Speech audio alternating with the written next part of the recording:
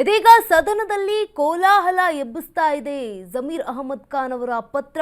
ನಾಳೆ ಧ್ವಜಾರೋಹಣ ಮಾಡಲ್ಲ ಅಂತ ಹೇಳಿದ್ದಂತಹ ಜಮೀರ್ ಅಹಮದ್ ಖಾನ್ ಇದೀಗ ಸಚಿವ ಜಮೀರ್ ಅಹಮದ್ ಖಾನ್ ವಿರುದ್ಧ ಬಿಜೆಪಿಗರು ಗರಂ ಆಗಿದ್ದಾರೆ. ಸದನದಲ್ಲಿ ಕೋಲಾಹಲ ಎಬ್ಬಿಸಿದ ಜಮೀರ್ ಲೆಟರ್. ನಾಳೆ ಧ್ವಜಾರೋಹಣ ಮಾಡಲು ಆಗಲ್ಲ ಎಂದ ಜಮೀರ್.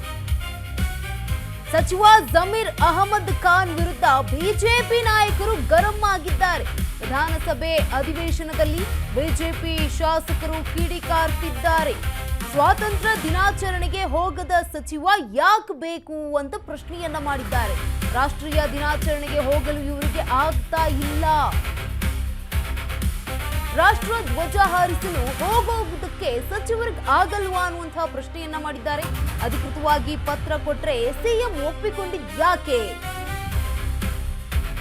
ಇದೇನಾ ರಾಷ್ಟ್ರ ಧ್ವಜಕ್ಕೆ ಕೊಡುವ ಗೌರವ ಅಂತ ವಾಗ್ದಾಳಿಯನ್ನ ನಡೆಸಿದ್ದಾರೆ. ಆರೋಗ್ಯ ಸರಿಯಿಲ್ಲ ಅಂತ ಸಬೂಬು ಹೇಳಿದ್ದಕ್ಕೆ ಬಿಜೆಪಿ ನಾಯಕರು ಗರಂ ಆಗಿದ್ದಾರೆ. ಡಾಕ್ಟರ್ ಜಿ ಪರಮೇಶ್ವರ್ ಅವರು ಸಮರ್ಥನೆಗೆ ಬಗ್ಗದ ಬಿಜೆಪಿ ನಾಯಕರು ಸಮರ್ಥನೆ ಕೊಡಕ್ ಬಂದ ವೇಳೆ ಇನ್ನ ಸ್ವತಂತ್ರ ದಿನಾಚರಣೆಯಲ್ಲಿ ಇರೋದು ಗೌರವದ ಸಂಕೇತ. ಈ ರೀತಿ ನಡೆಯನ್ನ ರಾಜ್ಯದ ಜನರು ಸಹಿಸಿಕೊಳ್ಳೋದಿಲ್ಲ. ಬಿಜೆಪಿ ಶಾಸಕ ಸುನೀಲ್ ಕುಮಾರ್ ಹಾಗೆ ಅರವಿಂದ್ ಬೆಲ್ಲದ್ ಗರಂ ಆಗಿದ್ದಾರೆ.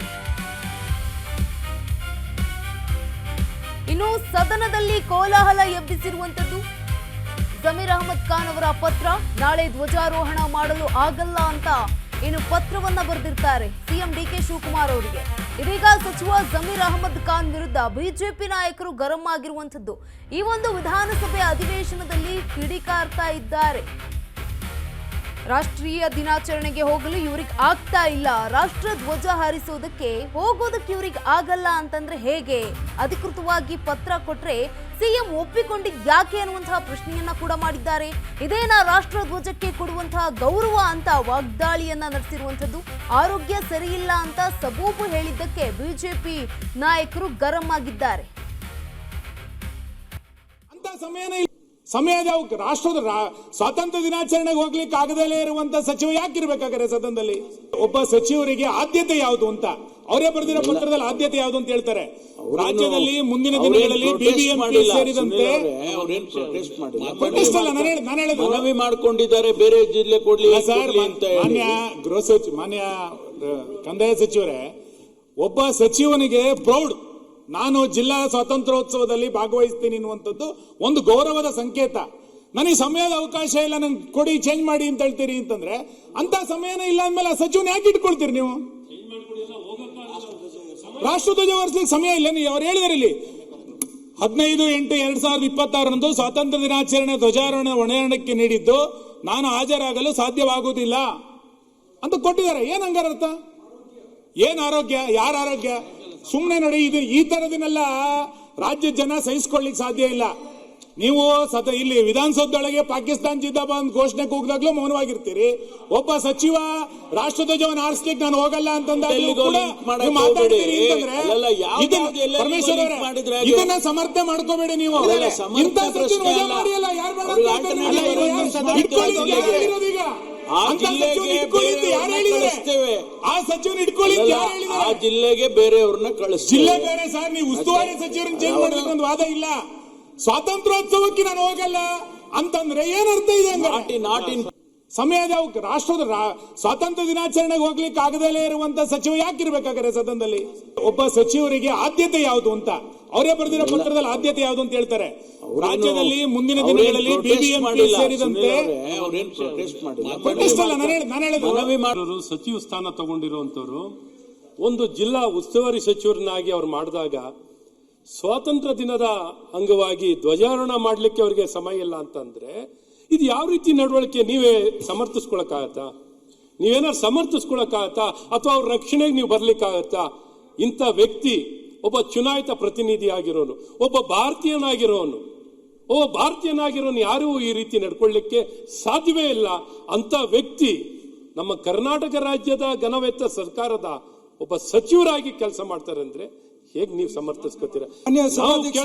ನೀವು ಉಸ್ತುವಾರಿ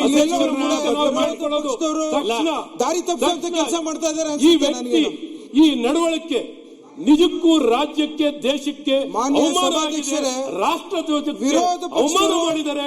ವಿರೋಧ ಪಕ್ಷದವರು ದೇಶ ದಾರಿ ವಿರೋಧ ತಪ್ಪಿಸುವಂತ ಕೆಲಸ ಕೆಲಸವನ್ನ ಮಾಡ್ತಾ ಇದ್ದಾರೆ. ಮಾಡಿರುವಂತವರು ಈ ಸಚಿವರು ಅಲ್ಲ, ನಮ್ಮ ದೇಶ ಗೊತ್ತಿದೆ ಸರ್. ಅಲ್ಲಪ್ಪ, ಅವರು ದೇಶ ವಿರೋಧಿ ಯಾವ ಕೆಲಸ ಮಾಡ್ಬಿಟ್ರಾ? ಕಾರಣಕ್ಕೋಸ್ಕರ ಅಲ್ಲ, ಬರ್ತಿದ್ದಾರೆ ಅಂತ ಹೇಳಲಿಕ್ಕೆ ತಯಾರಿಲ್ಲ ಅವರು. ಇದೇನ್ ಸರ್? ಅವ್ರಿಗೆ ಮಾನ್ಯ ಸರ್, ಸಭಾಧ್ಯಕ್ಷರೇ, ಏನೇ ಕೋಪ ಯಾವ ಇರ್ಲಿ. ಕಾರಣಕ್ಕೋಸ್ಕರ ಸರ್, ಏನೇ ಕೋಪ ಇರ್ಲಿ ಅದು. ಸಚಿವರು ಸರ್, ಏನೇ ಕೋಪ ಇರ್ಲಿ, ಪತ್ರವನ್ನು ಏನೇ ಬರೆದಿದ್ದಾರೆ ಅಂತ ವ್ಯತ್ಯಾಸಗಳು ಅವ್ರು ಇರ್ಲಿ. ಬಂದಾಗಲೇ ಕೇಳೋಣ. ರಾಷ್ಟ್ರ ಧ್ವಜದ ಮೇಲೆ ರಾಷ್ಟ್ರ ಧ್ವಜಕ್ಕೆ ಇವ್ರು ಮಾನ್ಯ ಅಗೌರವ. ಸಭಾಧ್ಯಕ್ಷರೇ, ಸಾರಿ, ಯಾವ ದೇಶ ವಿರೋಧಿ ಅಲ್ಲ. ಅಲ್ಲ ಮಾನ್ಯ ಅಧ್ಯಕ್ಷೆ, ಸುನಿಲಣ್ಣ ಸರ್ ಮಾನ್ಯ ಈಗ ಅಧ್ಯಕ್ಷೆ, ಸುನಿಲಣ್ಣ ನಾನು ನಿಮ್ಮ ಹೇಳ್ತಾ ಮಾತು ಇರೋದು, ಕೇಳ್ತಾಯಿತ್ತು.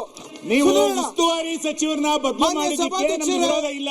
ಯಾವ ನಿಮ್ಮ ಆಂತರಿಕ ಕಾರಣಕ್ಕೋಸ್ಕರ ವ್ಯವಸ್ಥೆ ಏನಾರು ಕೊಟ್ಟಿದ್ದಾರೆ ಮಾಡ್ಕೊಳ್ಳಿ. ಅಂತ ಒಬ್ಬ ನೀವು ಸಚಿವ ಜಮೀರ್ ಅವ್ರು ಬಂದಾಗ ಕೇಳ್ಬೇಕು ಇದನ್ನ. ಹೇಳ್ತಾನೆ ಅಂತಂದ್ರೆ ಅಂತ ಸಚಿವ ಏನಕ್ಕೆ ಬೇಕು ಕರ್ನಾಟಕದಲ್ಲಿ? ರಾಜಕೀಯ ನಮಗೆ ಉದ್ದೇಶದಲ್ಲಿ ಅಂತ ನೀವು ಎಲ್ಲೆಲ್ಲ ಸಮಯನೇ ಇಲ್ಲ ಅಂದ್ರೆ ಅವಶ್ಯಕತೆ ಏನ್ ಇಲ್ಲ. ಬೇಕು?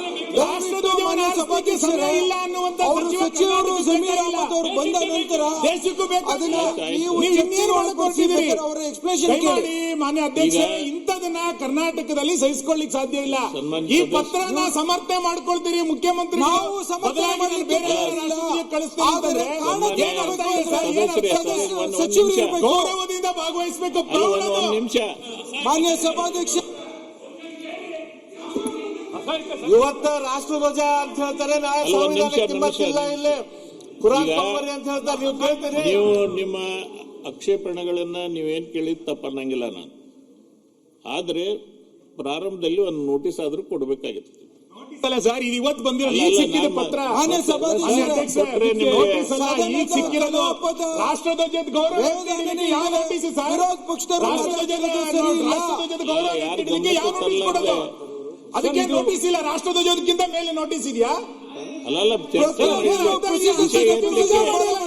ಅಲ್ಲ ಸರ್, ಇಡೀ ರಾಷ್ಟ್ರ ಧ್ವಜಕ್ಕೆ ಅಥವಾ ದೇಶಕ್ಕೆ ಮಾಡ್ತಿರೋಂತ ಅವಮಾನ ಸರ್. ನಿಮ್ದು ಇಲ್ಲ, ನಿಮ್ದು ಸರ್, ಅವಮಾನ ಸರ್. ನಾವು ನೋಡಿ ಕೂತ್ಕೊಳ್ಬೇಕು. ಮುಖ್ಯಮಂತ್ರಿಗಳು ಕೊಡ್ಲಿಲ್ಲ. ಅಥವಾ ಈ ಸದನ ಒಂದ್ ನಿಮಿಷ, ಅವ್ರು ಕೇಳ್ರಿ.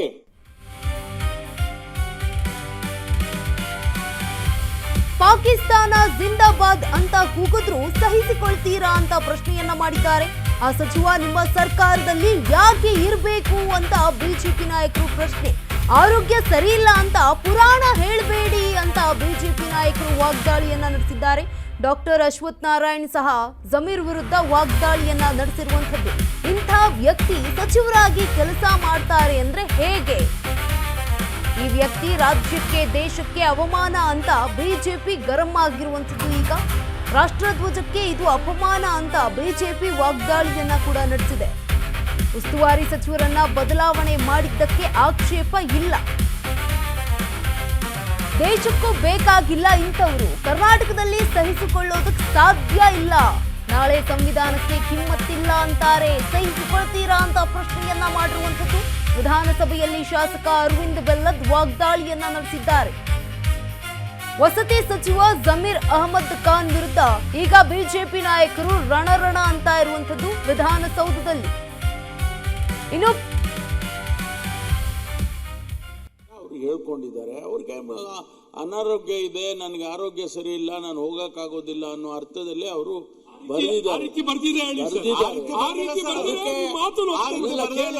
ಅದಕ್ಕೆ ಮುಖ್ಯಮಂತ್ರಿಗಳು ಆಲ್ಟರ್ನೇಟಿವ್ ಅರೇಂಜ್ಮೆಂಟ್ಸ್ ಮಾಡ್ತೀವಿ.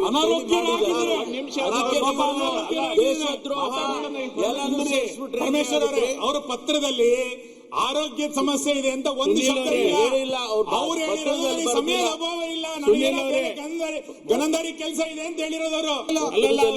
ಆರೋಗ್ಯ ಸಮಸ್ಯೆ ಇಲ್ಲ, ಹೇಳಿದಂತ ಕಾರಣಗಳು ಕೆಲವು ಇರುತ್ತೆ, ಅವಕಾಶ ಮಾಡ್ಕೊಡ್ಬೇಕು ಇವರು. ಆಮೇಲೆ ಮಾತಾಡಿ. ಸಭಾಧ್ಯಕ್ಷರ, ಸಚಿವರು ಅವರ ಸಮಸ್ಯೆಗಳನ್ನ ಪತ್ರದ ಮೂಲಕ ಹೇಳಿದ ಕಾರಣಗಳು ಇರುತ್ತೆ. ನೀವು ಸುನಿಲಣ್ಣ ರಾಜಕೀಯ ಪರಿಸ್ಥಿತಿ ಸರ್ ಆಗಿದ್ರೆ ಅವ್ರ ಕಷ್ಟ ಅವ್ರು ಹೇಳ್ಕೊಂಡಿದ್ದಾರೆ. ಬೇರೆ ಆಲ್ಟರ್ನೇಟಿವ್ ಅರೇಂಜ್ಮೆಂಟ್ ಮಾಡಿ ಸ್ವಾತಂತ್ರ್ಯ ದಿನಾಚರಣೆ ಮಾಡ್ತಿರ್ಬೇಕಾದ್ರೆ ಅನಾರೋಗ್ಯರಾಗಿದ್ರೆ ಅವ್ರು ಪೂರ ಕೇಳ್ರಿ ಡಾಕ್ಟರ್. ಅನಾರೋಗ್ಯವಾಗಿದ್ರೆ ಸರ್, ನನ್ನ ಪ್ರಶ್ನೆ, ರಾಷ್ಟ್ರಧ್ವಜಕ್ಕೆ ಆಲ್ಟರ್ನೇಟ್ ಮಾಡಬೇಡಿ. ರಾಷ್ಟ್ರಧ್ವಜ ಹಾರಿಸ್ಲಿಕ್ಕೆ ಅಂತ ಸಮಯದ ಅಭಾವ ಇದೆ ಅಂದ್ರೆ ಸಚಿವನ ತೆಗಿರಿ ಆಲ್ಟರ್ನೇಟಿವ್. ಅದು ಬಿಟ್ಟು ನೀವು ರಾಷ್ಟ್ರಧ್ವಜಕ್ಕೆ ನಾವು ಸ್ವಾತಂತ್ರ್ಯೋತ್ಸವಕ್ಕೆ ಆಲ್ಟರ್ನೇಟ್ ಜನ ಮಾಡೋದಲ್ಲ. ಅದು ಜನ ಅಲ್ಲ, ಅದು ಆಲ್ಟರ್ನೇಟ್ ಅಲ್ಲ. ನಾವು ಆಲ್ಟರ್ನೇಟ್ ನಿರೀಕ್ಷೆ ಬಿಡಿಯಪ್ಪ ಅದನ್ನ ಅಲ್ಲ ನಮಗ್ ಬಿಡಿ ಅದನ್ನ ನಿಮಗ್ ಬಿಡೋದಲ್ಲ. ರಾಷ್ಟ್ರಧ್ವಜದ ಅಗೌರವ ಕೊಡಬೇಡಿ. ನಿಮಗೆ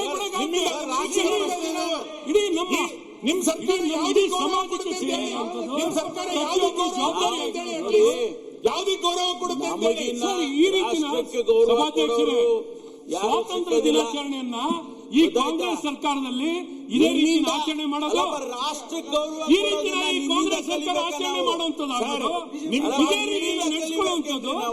ನಿಮ್ ಪಾರ್ಟಿ ಹುಬ್ಬಳ್ಳಿಯಲ್ಲಿ ರಾಷ್ಟ್ರಧ್ವಜ ಹಾರಿಸ್ಲಿಕ್ಕೆ ಬಿಡ್ಲಿಲ್ಲ. ನಿಮ್ ಪಾರ್ಟಿ ಗೌರವ ನಿಮ್ಮಿಂದ ಕಲಿಬೇಕಾ? ನಮ್ಮಿಂದ ಏನ್ ಕಲಿಬೇಡಿ ಸರ್, ನಿಮ್ಮಿಂದ ಏನ್ ಕಲಿಬೇಕಾಗಿಲ್ಲ, ನಮ್ಮಿಂದ ಏನು ಕಲಿಬೇಕಾಗಿಲ್ಲ. ನಾವು ನಿಮ್ಮಿಂದ ನಾವು ನಿಮ್ಮ ಜವಾಬ್ದಾರಿ ಹೇಳಿ. ಈಗ ನಿಮ್ಮ ಜವಾಬ್ದಾರಿ ಹೇಳಿ. ನೀವು ಕಳಿಸೋದಕ್ಕೆ ಎಲ್ಲ ಇಷ್ಟು ಅಸಹಾಯಕರಾಗಿ ಸರ್, ಇಷ್ಟು ಅಸಹಾಯಕರಾಗಿ ಇಷ್ಟು ಅಸಹಾಯಕವಾಗಿರೋ ಸರ್ಕಾರ ಇದು. ಈ ರೀತಿ ಸಮರ್ಥಿಸಿಕೊಳ್ಳುವಂತದ್ದು ನಿಮ್ಮ ಈ ಸಮರ್ಥನೆ ಬರಬಾರದು. ನಿಮ್ಗೆ ಉತ್ತರ ಕೊಡ್ಲಿಕ್ಕೆ ಆಗ್ತಿಲ್ಲ. ಈ ರೀತಿ ಎಲ್ಲ ಮಾತಾಡಿದ್ರೆ ನಿಮ್ಗೆ ಉತ್ತರ ಕೊಡ್ಲಿಕ್ಕೆ ಆಗ್ತಿಲ್ಲ. ಸನ್ಮಾನ್ಯ ಉಪಮುಖ್ಯಮಂತ್ರಿಗಳೇ, ಇದು ಬಡತನ ಇದು ಅಷ್ಟೇ. ಇದು ಈ ಉತ್ತರ ಕೊಡ್ಲಿಕ್ಕೆ ಆಗ್ತಿಲ್ಲ. ಏನ್ ಉತ್ತರ ಕೊಡೋದ್ರಿ? ಅಸಹಾಯಕವಾಗಿರೋ ಈ ಸರ್ಕಾರ ಇದು. ಏನ್ ಉತ್ತರ ಕೊಡ್ಬೇಕು ನಿಮ್ಗೆ? ಉತ್ತರ ಏನು? ಒಬ್ಬ ಮಂತ್ರಿ ಏನು ದೇಶ ಧ್ವಜಾರೋಹಣ ಮಾಡ್ಲಿಕ್ಕೆ ಹೋಗಲ್ಲ ಅಂತ ನಿಮ್ಗೆ ಶೇಕ್ ಹೋಗಲ್ಲ. ಅವ್ರಿಗೇನು ಆರೋಗ್ಯದ ದೃಷ್ಟಿಯಿಂದ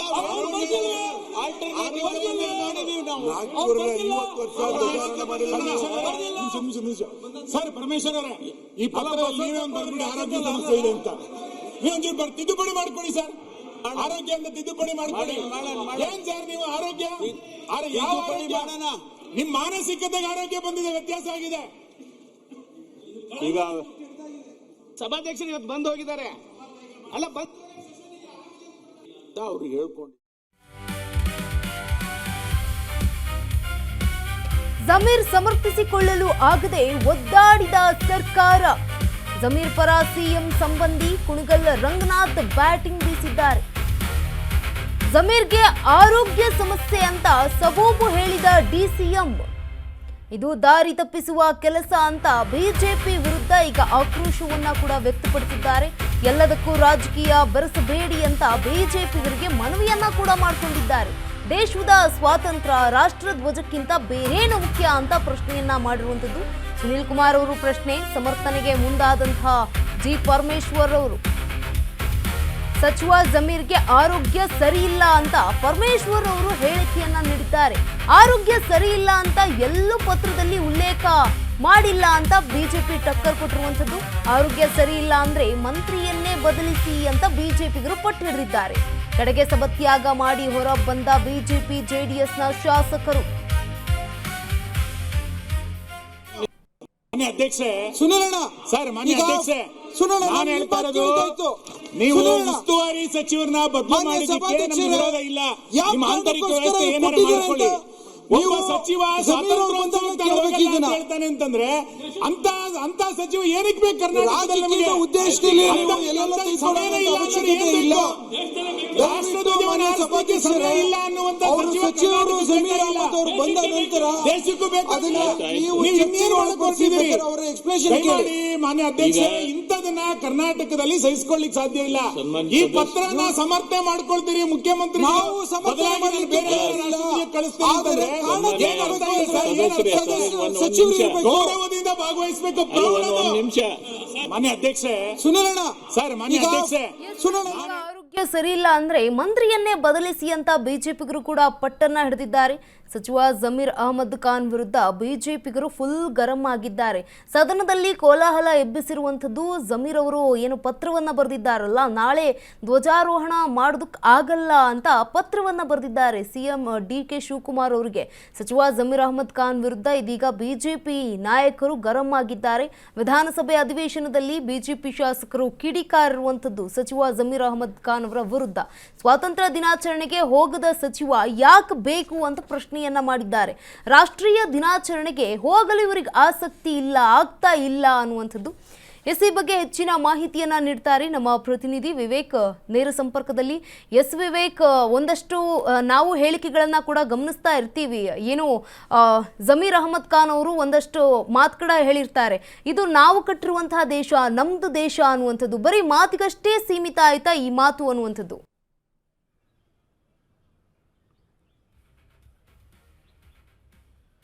ಎಸ್ ಗಂಗಾ, ಈಗಾಗಲೇ ನಿನ್ನೆ ಅಷ್ಟೇ ಏನು ಮುಖ್ಯಮಂತ್ರಿಯವರಿಗೂ ಕೂಡ ಒಂದು ಪತ್ರವನ್ನು ಬರೆದಿರ್ತಾರೆ ಜಮೀರ್ ಅಹಮದ್ ಖಾನ್, ಸಚಿವರಾದಂಥ ಜಮೀರ್ ಅಹಮದ್ ಖಾನ್ ಅಂತಲೇ ಹೇಳ್ಬೋದು. ಏನಂದರೆ ಪ್ರಮುಖವಾಗಿ ಅವರಿಗೆ ಬರೆದಿರ್ತಕ್ಕಂಥ ಪತ್ರದಲ್ಲಿರ್ತಕ್ಕಂಥ ಪ್ರಮುಖವಾದ ವಿಚಾರ ಏನಪ್ಪ ಅಂದರೆ, ಈಗಾಗಲೇ ಅವರಿಗೆ ವಿಜಯನಗರ ಜಿಲ್ಲಾ ಉಸ್ತುವಾರಿಯಾಗಿ ಕೂಡ ನೇಮಕ ಮಾಡಲಾಗಿದೆ. ಈಗಾಗಲೇ ವಸತಿ ಸಚಿವರು ಕೂಡ ಆಗಿರೋ ನಿಟ್ಟಿನಲ್ಲಿ ಅವರಿಗೊಂದು ಜಿಲ್ಲಾ ಉಸ್ತುವಾರಿ ಸಚಿವರನ್ನಾಗಿ ಕೂಡ ನೇಮಕ ಮಾಡಲಾಗಿರುತ್ತೆ. ಅದು ವಿಜಯನಗರ ಜಿಲ್ಲೆಯನ್ನು ಕೂಡ ಅವರಿಗೆ ಉಸ್ತುವಾರಿಯಾಗಿ ನೇಮಕ ಮಾಡಲಾಗಿರುತ್ತೆ. ಆದರೆ ಅವರು CM ಅವರಿಗೆ ನೆನ್ನೆ ನೇರವಾಗಿ ಒಂದು ಪತ್ರವನ್ನು ಬರೀತಾರೆ. ನನಗೆ ಜಿಲ್ಲಾ ಉಸ್ತುವಾರಿ ಯಾವುದೇ ಕಾರಣಕ್ಕೂ ಬೇಡ, ನನಗೆ ಮುಂಬರುವಂಥ ಚುನಾವಣೆಗಳು BBMP ಚುನಾವಣೆ ಆಗಿರ್ಬೋದು, ಉಪಚುನಾವಣೆಗಳಾಗಿರ್ಬೋದು, ಜೊತೆಗೆ ಪಕ್ಷ ಸಂಘಟನೆ ಈ ಕೆಲಸಗಳಲ್ಲಿ ನಾನು ಸದ್ಯದ ಮಟ್ಟಿಗೆ ಬ್ಯುಸಿ ಇರ್ತೀನಿ. ಆ ನಿಟ್ಟಿನಲ್ಲಿ ನನಗೆ ಸದ್ಯಕ್ಕೆ ಯಾವುದೇ ಜಿಲ್ಲಾ ಉಸ್ತುವಾರಿ ಮಂತ್ರಿ ಬೇಡ ಅಂತ ಪತ್ರವನ್ನು ಬರೆದಿರ್ತಾರೆ. ಆದರೆ ಇವತ್ತು ಅದೇ ವಿಚಾರ ಸದನದಲ್ಲೂ ಕೂಡ ಚರ್ಚೆಗೆ ಬರುತ್ತೆ ಅಂತಲೇ ಹೇಳ್ಬೋದು. ಯಾಕಂದರೆ ಪ್ರಮುಖವಾಗಿ ಇವತ್ತು GS ಪಾಟೀಲ್ ಅವರು ಸ್ಪೀಕರ್ ಆಗಿ ಕೂಡ ಆಯ್ಕೆ ಆದಂಥ ದಿನ, GS ಪಾಟೀಲ್ ಅವರಿಗೆ ಶುಭಾಶಯವನ್ನು ಕೂಡ ಎಲ್ಲರೂ ಕೋರುವಂಥ ದಿನ. ಅಂಥ ಸಂದರ್ಭದಲ್ಲೇ ಇವತ್ತು GS ಪಾಟೀಲ್ ಅವರ ಮುಂದೆ, ಅಂದರೆ ಸ್ಪೀಕರ್ ಅವರ ಮುಂದೆಯೇ ನೇರವಾಗಿ ಒಂದು ಪ್ರಶ್ನೆಯನ್ನು ಕೂಡ ಇಡಲಿಕ್ಕೆ ಮುಂದಾಗ್ತಾರೆ. ಅದೇ ಸುನೀಲ್ ಕುಮಾರ್ ಅವರು ಕೂಡ ಒಂದು ಪ್ರಶ್ನೆಯನ್ನು ಇಡ್ತಾರೆ. ಯಾವ ಕಾರಣದಿಂದ ಅವರು ಧ್ವಜಾರೋಹಣ ಮಾಡೋದಿಲ್ಲ, ನಾನು ಜಿಲ್ಲಾ ಉಸ್ತುವಾರಿ ಬೇಡ, ಧ್ವಜಾರೋಹಣ ಮಾಡೋದಕ್ಕೆ ಆಗೋದಿಲ್ಲ ಅಂತ ಹೇಳ್ತಾರೆ. ಇದೇನಾ ಇವರು ದೇಶಕ್ಕೆ ಕೊಡುವಂಥ ಗೌರವ ಅಂತ ನೇರವಾಗಿ ಅಲ್ಲೇ ಅಸೆಂಬ್ಲಿ ಹಾಲಲ್ಲೇ ನೇರವಾಗಿ ಪ್ರಶ್ನೆಯನ್ನು ಕೂಡ ಇಡ್ತಾರೆ ಸರ್ಕಾರದ ಮುಂದೆ. ಅಂಥ ಸಂದರ್ಭದಲ್ಲಿ ಡಾಕ್ಟರ್ G. ಪರಮೇಶ್ವರ್ DCM ಆದಂಥವ್ರು ಅವರು ಕೂಡ ಒಂದಿಷ್ಟು ಕಾರಣಗಳು ಅಥವಾ ಜಮೀರ್ ಅಹಮದ್ ಖಾನಿಗೆ ಡಿಫೆಂಡ್ ಮಾಡ್ಕೊಳ್ಳೋ ಅಂಥ ಕೆಲಸಕ್ಕೂ ಕೂಡ ಮುಂದಾಗ್ತಾರೆ. ಅಂಥ ಸಂದರ್ಭದಲ್ಲಿ ಅವರು ಆರೋಗ್ಯದ ಕಾರಣದಿಂದಾಗಿ ಅವರು ಅಲ್ಲಿವರೆಗೂ ಕೂಡ ಪ್ರವಾಸ ಮಾಡೋದಕ್ಕೆ ಆಗಲ್ಲ. ಆ ನಿಟ್ಟಿನಲ್ಲಿ ಅವರು ಅಲ್ಲಿನ ಜಿಲ್ಲಾ ಉಸ್ತುವಾರಿ ಬೇಡ ಅಂತ ಹೇಳಿದ್ದಾರೆ ಅಂತ ಹೇಳಿ ಡಿಫೆಂಡ್ ಮಾಡ್ಕೊಳ್ಳೋದಕ್ಕೂ ಕೂಡ ಮುಂದಾಗ್ತಾರೆ DCM ಪರಮೇಶ್ವರ್ ಅವರು. ಆದರೆ ಅಂಥ ಸಂದರ್ಭದಲ್ಲಿ BJPಯ ಎಲ್ಲ ನಾಯಕರು, ಅಶ್ವಥ್ ನಾರಾಯಣ ಆಗಿರ್ಬೋದು, ಅರವಿಂದ್ ಬೆಲ್ಲದ್ ಆಗಿರ್ಬೋದು, ಜೊತೆಗೆ ಸುನೀಲ್ ಕುಮಾರ್ ಆಗಿರ್ಬೋದು, ಇವರೆಲ್ಲರೂ ಕೂಡ ವಾದ ಮಂಡಿಸೋದೇನೆಂದರೆ ಅವರು ಧ್ವಜಾರೋಹಣ ಮಾಡೋದಕ್ಕೆ ಇಲ್ಲ ಅಂತ ಹೇಳ್ತಾರೆ. ಅವ್ರಿಗೆ ದೇಶಕ್ಕಿಂತ ಯಾವುದು ಮುಖ್ಯ ಅನ್ನೋ ಒಂದಿಷ್ಟು ಪ್ರಶ್ನೆಗಳನ್ನು ಮಾಡ್ತಾರೆ. ಅವರ ಇಂಟರ್ನಲ್ ಪಾಲಿಟಿಕ್ಸ್ ಯಾವುದೇ ಇರಲಿ, ಏನೇ ಗೊಂದಲಗಳಿರಲಿ, ಅದನ್ನೆಲ್ಲ ಹೊರತುಪಡಿಸಿ, ಅಂದರೆ ಈಗಾಗಲೇನು ಧ್ವಜಾರೋಹಣಕ್ಕೆ ಎಲ್ಲವೂ ಕೂಡ ಸಿದ್ಧತೆಗಳಾಗಿರುತ್ತೆ. ನಾಳೆ ಇಂಡಿಪೆಂಡೆನ್ಸ್ ಡೇ, ಸ್ವಾತಂತ್ರ್ಯ ದಿನಾಚರಣೆ ಇರುವ ಕಾರಣದಿಂದಾಗಿ ಎಲ್ಲ ಜಿಲ್ಲಾ ಉಸ್ತುವಾರಿಗಳು ತಮ್ಮ ತಮ್ಮ ಜಿಲ್ಲೆಗೆ ಹೋಗಿ, ಅಂದರೆ ಯಾವ ಜಿಲ್ಲೆಗೆ ಉಸ್ತುವಾರಿ ಅಂತ ನೇಮಕ ಮಾಡಿರ್ತಾರೆ ಅಂಥ ಜಿಲ್ಲೆಗಳಿಗೆ ಹೋಗಿ ಅಲ್ಲಿ ಧ್ವಜಾರೋಹಣವನ್ನು ಮಾಡತಕ್ಕಂಥ ಕೆಲಸಕ್ಕೆ ಮುಂದಾಗಬೇಕು. ಆದರೆ ಜಮೀರ್ ಅಹಮದ್ ಖಾನ್ ಅವರು ನೆನ್ನೆ ಬರೆದಂಥ ಪತ್ರದಲ್ಲಿ ಕ್ಲಿಯರ್ ಆಗಿ ನನಗೆ ಜಿಲ್ಲಾ ಉಸ್ತುವಾರಿ ಕೂಡ ಬೇಡ, ಈಗಾಗಲೇ ಏನು ಧ್ವಜಾರೋಹಣ ಮಾಡೋದಕ್ಕೆ ನನಗೊಂದು ಜಿಲ್ಲೆಯನ್ನು ಕೂಡ ಕೊಡಲಾಗಿದೆ, ಅಲ್ಲಿ ನಾನು ಹೋಗೋದಕ್ಕೆ ಸಾಧ್ಯವಾಗೋದಿಲ್ಲ, ಆ ನಿಟ್ಟಿನಲ್ಲಿ ನನಗೆ ಯಾವುದೇ ಜಿಲ್ಲಾ ಉಸ್ತುವಾರಿ ಬೇಡ ಅಂತ ಹೇಳಿರ್ತಾರೆ. ಆದರೆ ಅಲ್ಲಿ ಒಂದು ಕ್ಲಿಯರ್ ಆಗಿ ಕಾಣಿಸುವಂಥದ್ದು ಏನಂದರೆ, ಅವರು ಅಲ್ಲಿ ನನಗೆ ಆರೋಗ್ಯದ ಸಮಸ್ಯೆ ಇದೆ ಅಂತ ಹೇಳಿ ಎಲ್ಲೂ ಕೂಡ ಪತ್ರದಲ್ಲಿ ಉಲ್ಲೇಖ ಮಾಡಿರೋದಿಲ್ಲ. ಆದರೆ ಇಲ್ಲಿ ಡಿಫೆಂಡ್ ಮಾಡ್ಕೊಳ್ತಕ್ಕಂಥದ್ದು ಸರ್ಕಾರದ ಭಾಗವಾಗಿರುವಂಥ DCM ಅವರು, ಅವರಿಗೆ ಆರೋಗ್ಯದ ಸಮಸ್ಯೆ ಇದೆ, ಆ ನಿಟ್ಟಿನಲ್ಲಿ ಅವರು ಪ್ರವಾಸವನ್ನು